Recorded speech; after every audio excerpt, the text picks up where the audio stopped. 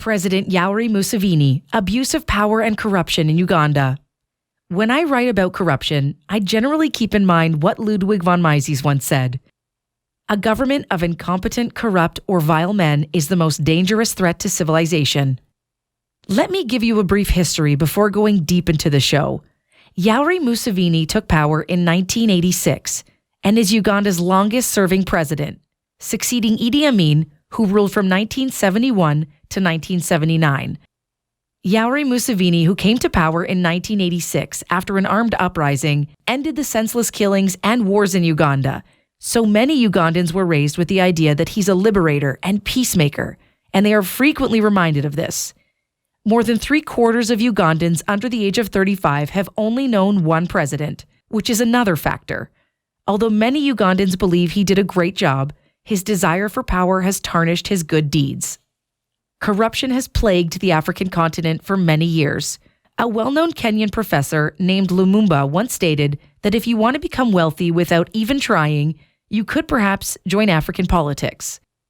Uganda, on the other hand, has long been ruled by Yoweri Museveni and is currently ranked as one of the world's most corrupt countries. Many African dictators who refuse to cede power, such as Siad Barre, Gaddafi, Blaise Compaoré, Joseph Kabila, and others, have since died or been deposed. But Ugandan President Yoweri Museveni has insisted the only way he can transfer power is when he ends up dead. Particularly in developing nations such as Uganda, corruption stifles economic, political, and social development and disproportionately affects the poor and most vulnerable, driving up costs and obstructing access to services like justice, health, and education. Because resources intended for the poor and underprivileged are instead funneled into the pockets of the corrupt, corruption worsens poverty and increases inequality.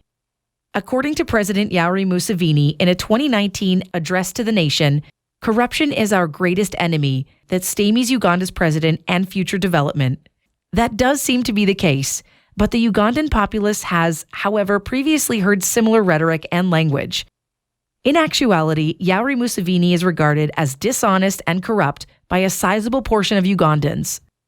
Well, in this comprehensive episode, we'll explain in detail how Ugandan President Yoweri Museveni has been involved in corruption ever since he came to power in 1986. The sectors in Uganda that have been most severely impacted by the rise in corruption are taxation, resource management, healthcare and education provision, and environmental degradation, and many others.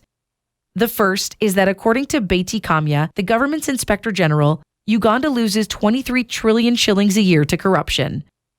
Despite this troubling trend, the government has not allocated funds for an investigation over the past 4 years because corruption has penetrated the nation's moral basis.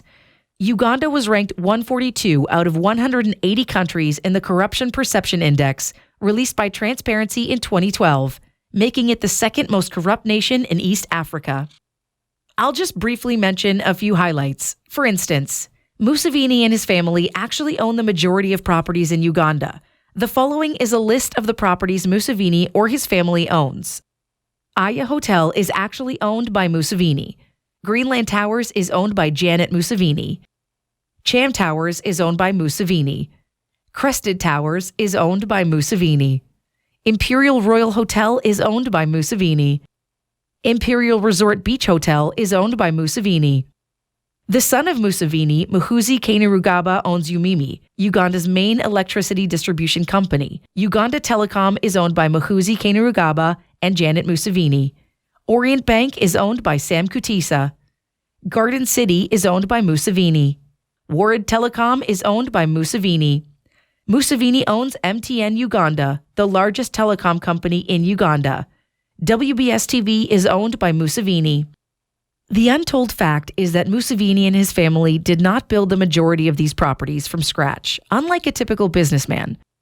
They either stole control from private parties, as they did with Kigundu's former Greenland Bank, or they did so under the guise of privatization. Also, some Ugandans claim that Museveni and his family's properties don't pay tax or only pay a small amount of tax if they do. Well, this is the situation in Uganda right now. My final piece of sincere advice is that corruption is a social crime that must be eliminated.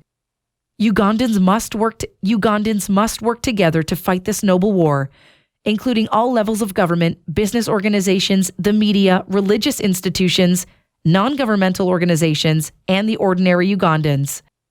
So what are your thoughts on this? Will Museveni end corruption and steer Uganda in the right direction? Let us know in the comments. Thanks for watching, and as always, don't forget to subscribe, like, and share to your friends. See you next time.